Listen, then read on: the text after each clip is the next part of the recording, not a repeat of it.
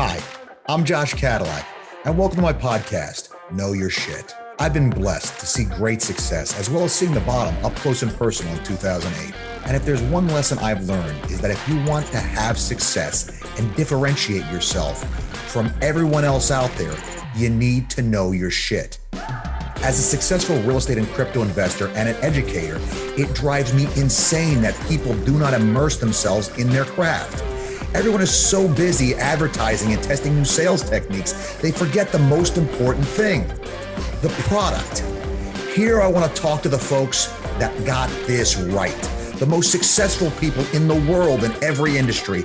Bring them to you and find out what they learned in their business that made it great. When you listen to my podcast, you will know for sure that the topics and experts we have on have one thing in common. They know their shit.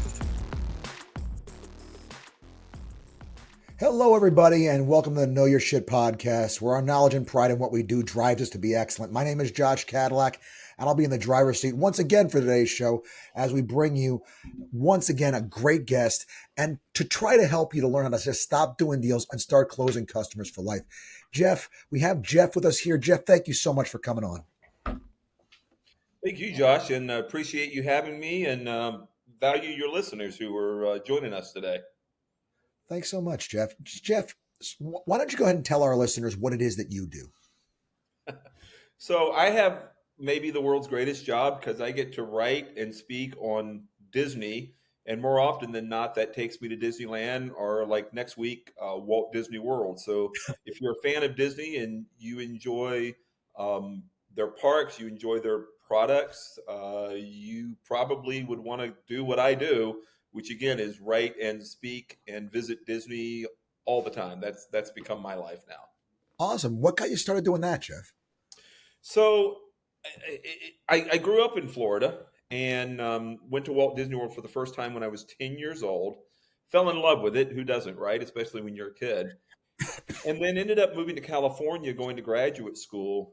Finally made my first trip to Disneyland and absolutely hated it. Wasn't prepared, underwhelmed in comparison to my, Florida visits and expectations. Sure. And if you had said to me back then that I'd end up doing what I do now, I would have said, you're absolutely crazy. But I stayed in California and had an opportunity to go back 3 years later. And I was super curious, which Walt once said, in order to be successful, you need to be curious. And I just had to know, well, why does everybody else love it? And I had this awful experience. And so my curiosity led me to do some reading and some research. And that's when I discovered Walt's more like you and me, Josh, than people realize. He wasn't born successful, difficult relationship with his dad, more failures than successes. And when it came to building Disneyland, even though he was in his 50s by that point, and despite Mickey Mouse, despite Snow White, despite everything that he had been successful at, nobody believed in it. And they thought it would be bankrupt, shuttered, and forgotten in 6 months or less. So I fell in love with Walt's story. I fell in love with the stories that the park tells. And I came to realize that it's great to go to Disneyland or Walt Disney World and escape. But what if instead you could turn it into an example for how to make your own dreams come true? And that's become my passion and something that I pursued for the last 2 decades. I love it. What do you like best about what you do, though, Jeff? The impact it has on others. It's great that I'm fascinated with Walt. It's great that I love the parks and I get to go as often as possible. But I think most importantly, it's taking something that people already know, most people already love, and leveraging it in such a way so that you can be better professionally and you can be better personally. I was in higher education for 22 years and was working when I was dean of student success with students who were struggling academically. And what it takes in terms of goal setting and leveling up and being successful, those principles are fairly universal. And if I just walked in and started talking to these college kids about these universal principles for goal setting and success, I mean, let's be honest, they turned me off in 30 seconds or less. Sure. But if I could take something they knew and loved, and everyone in Southern California loves Disneyland, if I could challenge them through those stories, then I had something. And so I created a college course on the history of Disneyland. Incredibly popular, fortunately, incredibly successful. And then that turned into two best-selling books. And so seeing the students succeed, hearing from readers who were at one place when they started one of the books and are in another place now that they've read through the books, or even interacting with an audience when I give a keynote, it's taking something that they think they already know, hear it in a new and different way, and they're able to apply it personally and professionally and enjoy, more success than before. Sure. Taking and reframing something that they know familiarly and well, and using it to take and draw some serious life lessons from. It's Exactly. a very old story, but when done well, it's still amazing thing. So, what do you think makes you good at it? Ooh, that's a great question. Passion. I love Walt's story, the way that he failed more often than he succeeded. So, like last year, if you paid attention to Disney at all, you saw Disney 100 because it was the 100th anniversary of the company. Yep. The story that didn't get told, unfortunately, was it was only the 100th anniversary because it was also the 100th anniversary of Walt going bankrupt in Kansas City Yep. in 1923. And rather than giving up, he went all in, and he went all in by boarding a train for California with $40 single suitcase, one way ticket. Yep. And, if you're going to be successful at anything you do in life, you can't half ass it. You've got to go all in, like Walt did when he boarded that train, $40 single suitcase, one way ticket. And then to see him lose his first successful cartoon character, which was not Mickey Mouse, but Oswald the Lucky Rabbit, and then Yep. to just keep persisting, keep moving forward no matter what. And in my own life, when I was teaching the first semester of my college course on the history of Disneyland, I mean, I've dreamed of this for forever, right? And I put it together, work on it for more than a year, give the very first lecture. The next day, I was diagnosed with a life-threatening brain tumor, Jeez. and they wanted to operate immediately. The recovery was 2 months, which would mean the class would be canceled. And who knows if I ever get another chance at it or not. And I'm so passionate about this that I delayed brain surgery, risking my life so that I could get this message to the students. And it didn't just turn their life around, but it convinced me that I care about this enough. I'm not even in higher ed anymore after 22 years. I write and speak on this full time because I want to see people live their own great story, not just watch television at night or not just go to the Disney parks as an escape. It's amazing when you find something big enough, what you can get out of yourself and how far you can push yourself to go, right? You figure out what you're here to do and do it well. It makes so much of a difference Oh, I in mean, how it's not what you do or how you do it; it's why. It's finding that purpose, and once you connect to it, you are supercharged for success. totally. And so it's figuring out how to take and spread that out and make that enter more parts of your life, how to have all of your life be in that category as you if you can. So well, this is kind of a very broad question, Jeff, but I'd like to toss it out there and ask everybody this one. What do you see as the opportunity in the market today?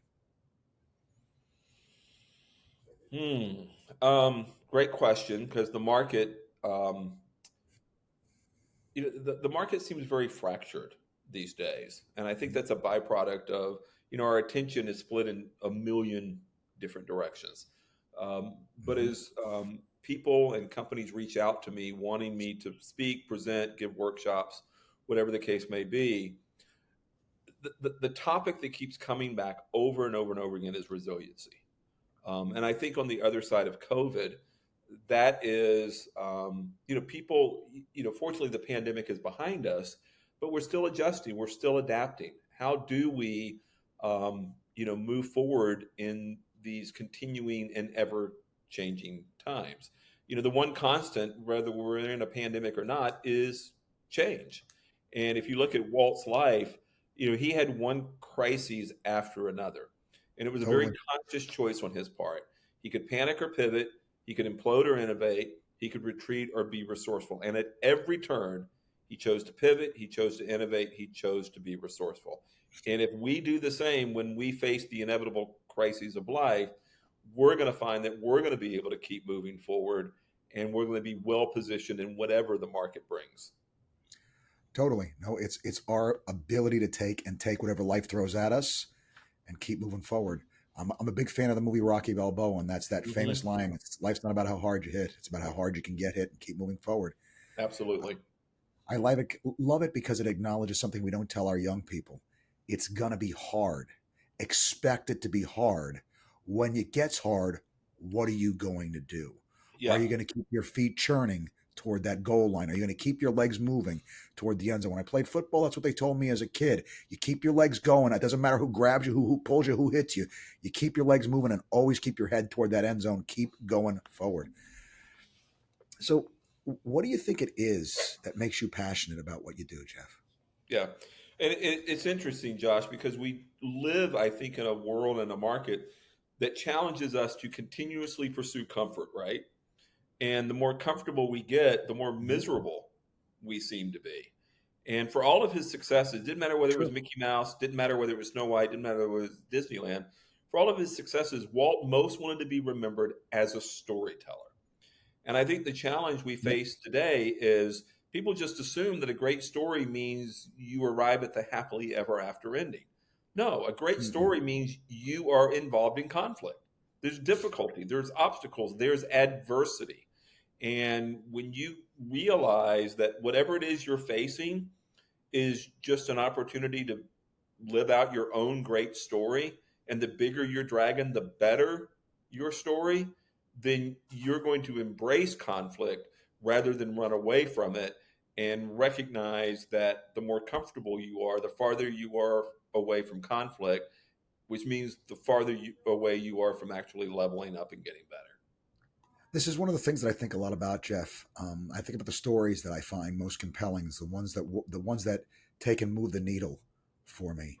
And it's always the stories of redemption, the stories of somebody overcoming something bigger than themselves, the stories of lives that are changed. Whether it be Ebenezer Scrooge from A Christmas Carol, one that still to this day makes me cry every time I watch it. Right? Um, it doesn't matter what the story is, but those stories of somebody of fighting that toughest of fights we have, the fight with ourselves sometimes, to change from what we've committed ourselves or locked ourselves into believing we are, and finding a route to be something different and better, is always to me the most meaningful. I don't know if you've seen the story. It's on, I think it's on Prime now. The man who, I think it's called The Man Who Invented Christmas, and it's the story of Dickens writing A Christmas Carol Mm, and the conflict that he had, and how his own soul sort of had to be redeemed to forgive his father in order to write the story. wow.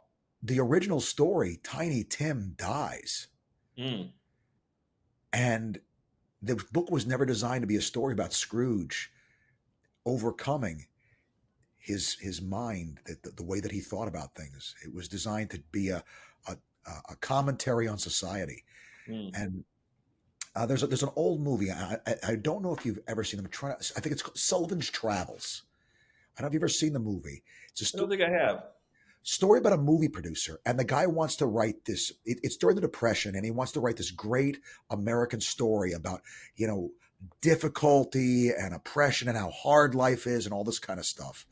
And what winds up happening is, through hook or crook, the guy winds up getting taken and put into a prison camp in like Mississippi. He gets hit over the head, winds up on a train car, and if you're a hobo, you're supposed to jump off the train before it goes into the yard. He didn't. Winds up like hitting the guy. He winds up in jail, right? And so he's in jail. Nobody knows he's there. Everybody thinks he died because somebody robbed his wallet before this happened to him. And so he's there with no hope of getting out.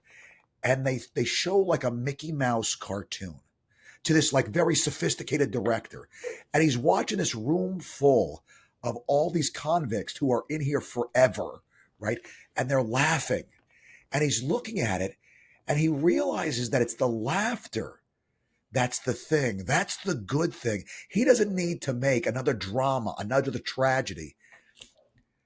It's the ability to make people laugh, to change that change that's so powerful. And this is what Disney has always given us, is these stories that give us a sense of hope on the other side, a sense of something good, something funny, the better side of life. And I think there's something very compelling of that in the nature of human beings. Yeah, and I think that's where the magic is, because when you experience those stories, whether it's in a cartoon, a full-length animated feature film, live action, or even going to the parks, it changes your state. And most people are looking to be in a different or better state than where they currently exist. And Yeah. Walt, when he was designing Disneyland, was very intentional about making sure that he kept the magic of the Magic Kingdom in and the distractions of the outside world out, because he knew that experience in a story park. We had thousands of amusement parks in the 1950s. We didn't have a park that told stories and sparked our imaginations. But by putting us Sure. into a different and better story, it would change our state. And Walt genuinely believed the world would be better because they came to his little park. Yeah. No, and obviously, whatever he did, it must have worked, because, as you said, there were hundreds of parks, and almost all of those are gone, right? Those parks come and they go. So I'm going to ask you a kind of a different question, Jeff. What are you most proud of in business that you've accomplished? Ooh, great question. What am I most proud of? um, I think I'm proud of the fact that despite multiple brain tumors, challenging personal relationships, um, I keep coming back, which again, as I see, is Walt's story. Resilience. And Yeah. I hope is the story for our listeners. Whatever it is that you're facing, you can get up off of your feet. You can come back, just like Walt did after the bankruptcy, just like he did after losing Oswald the Lucky Rabbit, which turned into Mickey Mouse, just like he did when nobody believed in Snow White and everybody doubted Disneyland. So the ability to believe in yourself, believe you can make a difference, you can have an impact, and you stay standing or you get back up on your feet, you keep coming back. I mean, that's been the story of my life. It's the story of my business. And it's the story I want to tell that hopefully impacts and improves other people's stories. Well, that kind of tied in with my next question. I think I know the answer now. But what one piece of advice would you give our listeners, to anybody that's paying attention? Never stop dreaming. I All don't right. care where you are. I don't That's care what you're concise and doing. strong. Yeah, I don't care how old you are. I don't care how young you are. Never give up. Never stop dreaming. Walt's wife, Lily, said, I never saw Walt beaten at anything. And again, this is bankruptcy. This is losing Oswald. This is the Burbank City Council looking at the designs for Disneyland and saying, no, Walt, we don't want a carnival atmosphere in our town. And Walt saw no as simply next option. So whatever you're facing that isn't where you want to be or what you want to do, it's just next option. Keep going, Yep. keep moving. Don't let anything ever get you down. A lot of those names, actually, the class that I was teaching earlier today, I had a list. There's a video that I play of famous failures, and Michael Jordan getting cut from his high school basketball team and going into his room and crying himself to sleep. Walt Disney is on that list. Dr. Seuss rejected by 27 publishers. Mm-hmm. Abraham Lincoln lost 8 elections, had a nervous breakdown. I mean, it just, the list of people. Thomas Edison failed 10,000 times at making a light bulb. Yep. His teacher, when he was 4 years old, said he was too stupid to learn anything. He would never amount to much. Mm-hmm. He should take and get into a career that took advantage of his clever personality. Yeah. I mean, there's definitely good reason to believe that is absolutely true. That the road to success is paved with hardship and distractions and things that are going to try to knock you off course. And it comes back to one of the things that I teach all the time is CEO question number 1. What the hell are you going to do about it? Bad things are going to happen to you. What are you going to do about it? Because if you're going to just simply let yourself complain, you turn yourself into a victim, and victims don't get ahead. Victim mindset only leaves you as a prisoner of what happens to you, as opposed to a beautiful, smart person that you are, that has autonomy to pivot, to take and do something different. As you said, all right, they said no to that. Maybe what about this?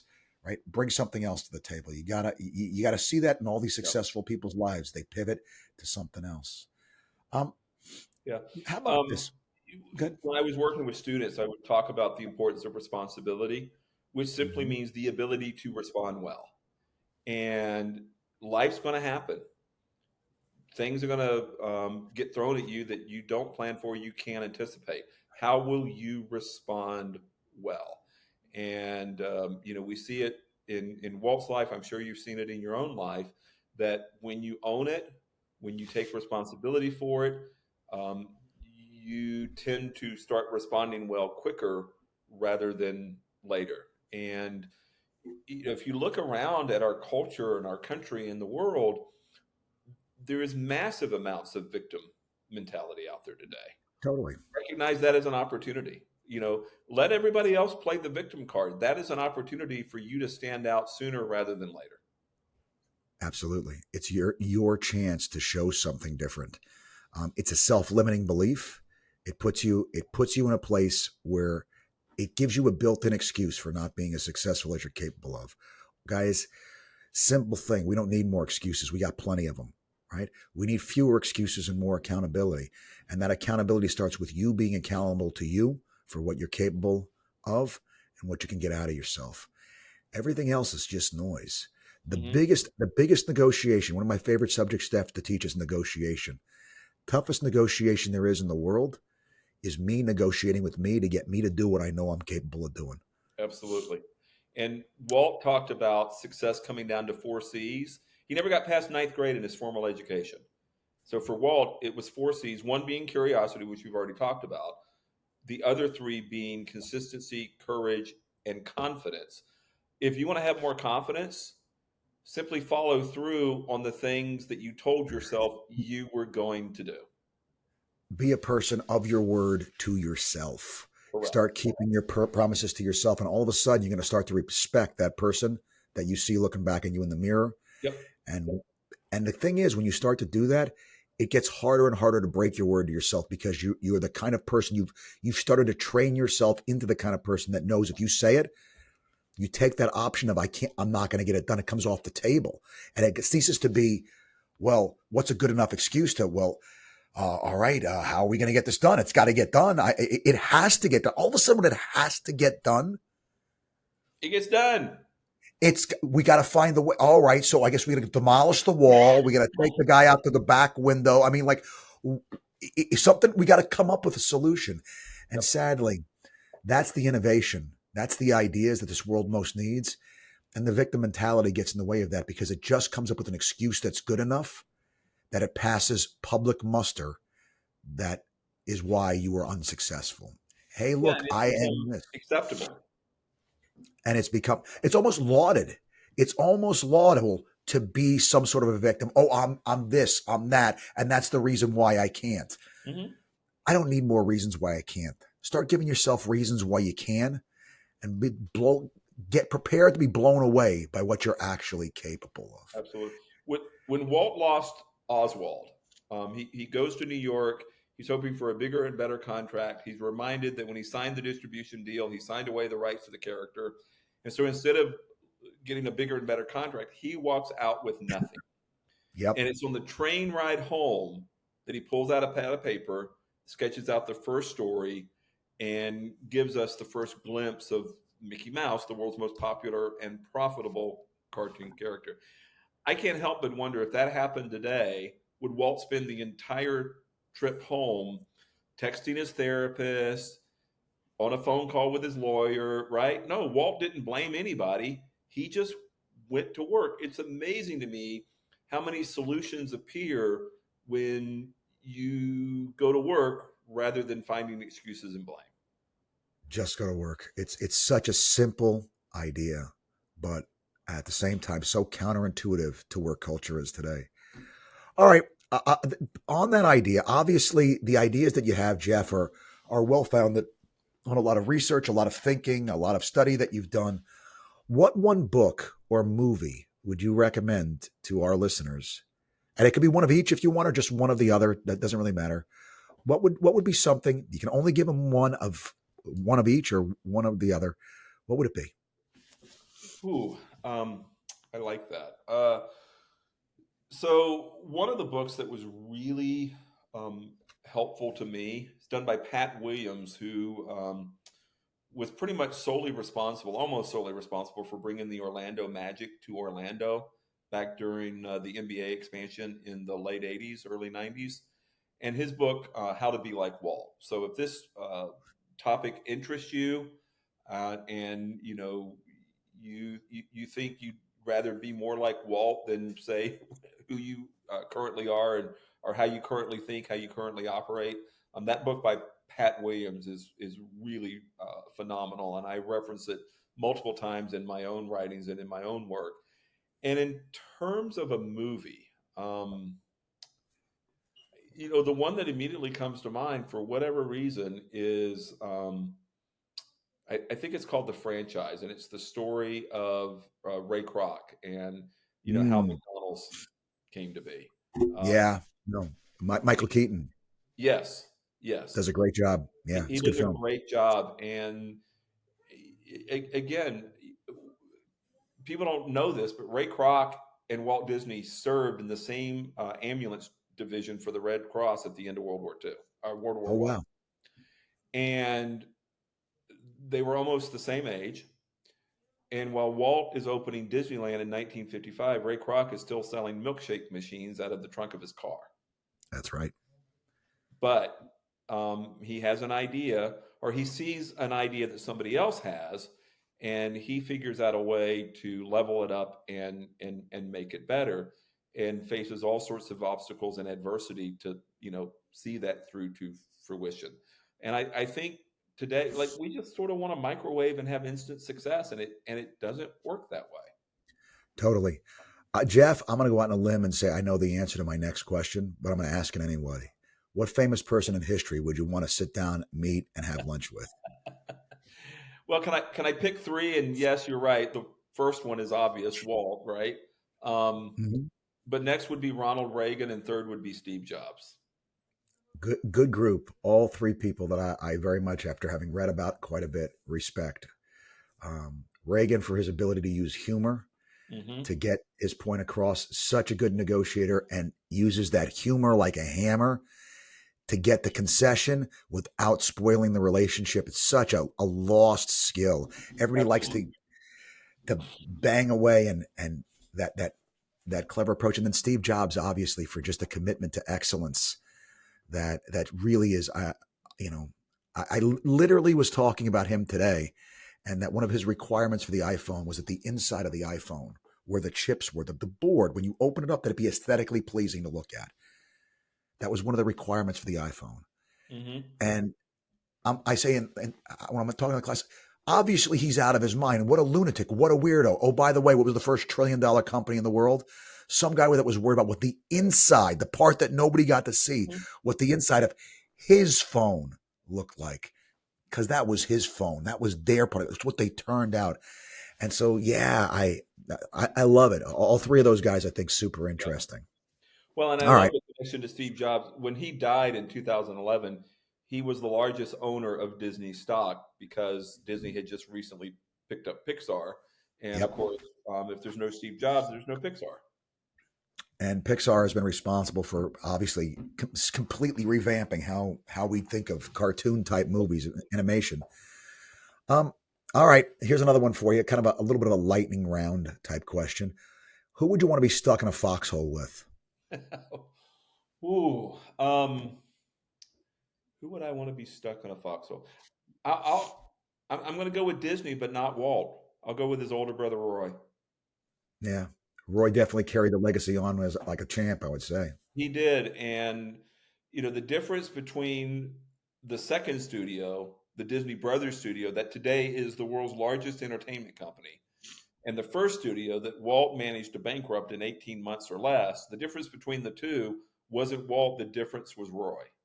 Yeah, And whether Roy agreed with Walt, disagreed with Walt, um, like he was literally in the foxholes, pushing the buttons, pulling the levers, making sure that the company stayed safe, stayed stable, and they could continue to grow and change and innovate in the way that Walt envisioned it. So Yeah, no, just could not have had a better partner. I love that because of the consistency with which Roy really seemed to pursue after he lost the brother's no longer there to keep an eye on things. Yep. Like a good partner, it lasted beyond the actual partnership. Yeah. So if you want to And be had with someone who's integrity. not going to leave you behind, Roy's a good option. There Because you when go. Walt died in December of '66, Roy delays retirement, spends the next 5 years seeing his brother's final dream, wish, and vision through to fruition, which is Walt Disney World in Florida. And then 2 months after he opens that, Roy passes away. And he does all of it debt free, and he does all of it without his brother. Yeah. No, it's an amazing accomplishment.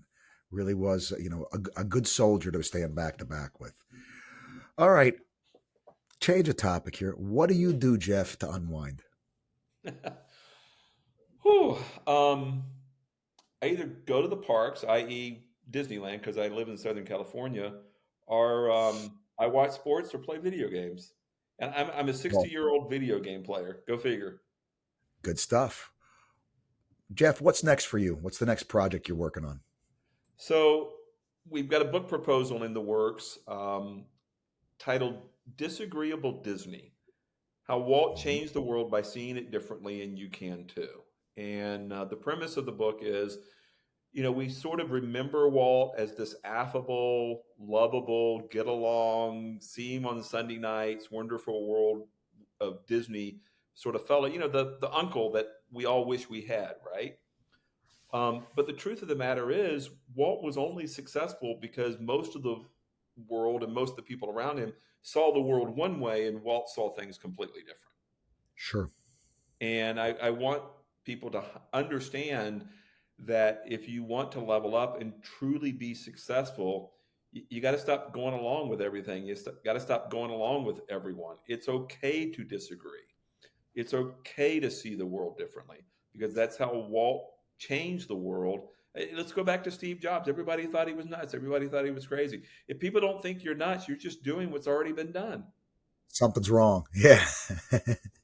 Yeah, that people telling you you're nuts maybe is a good indicator. You got something. You might be on the right track, or you Yeah. might be crazy. It could be Yeah. either. So there's power in disagreeing. There's power in seeing things differently.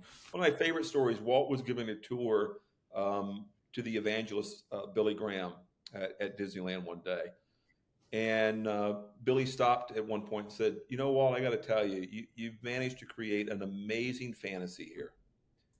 And Walt was incredibly upset and incensed. And he said, Mm. "Billy, you don't get it. Outside the park, that's the fantasy. This this is reality." And so again, he saw the world completely different, and he molded it and shaped it to his will and to his vision. That is an amazing feat when you think about it in those terms. So, last question I'm going to ask you, Jeff, and then you've survived the gauntlet.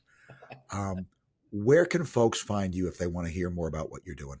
So you can find me at thewisdomofwalt.com, and I have a weekly email that goes out. So would love to see folks sign up for that. It's 100% free. And the weekly email is called Wednesdays with Walt. And I tell Walt stories, stories from the park, some from my own life, but it'll be weekly inspiration and motivation. And then if you're interested in the books, or if you're interested in having me be a speaker at your conference or come do training at your business, again, find me at thewisdomofwalt.com. Good stuff, Jeff. Thank you so much for your time and for your wisdom. It was greatly appreciated, and I think well received. And I think I can speak for all of our listeners to say they're very grateful that you were able to come on and share some of that with us. All right. Well, thank you. And good luck to you, and good luck to the listeners. And never stop dreaming, folks. Good stuff. All right, to all of our listeners out there, thank you so much. This is the Know Your Shit podcast, reminding you got to know what the hell you're talking about if you want people to listen to what you have to say. They got to know that you know what you do. All right, guys, till next time, take care.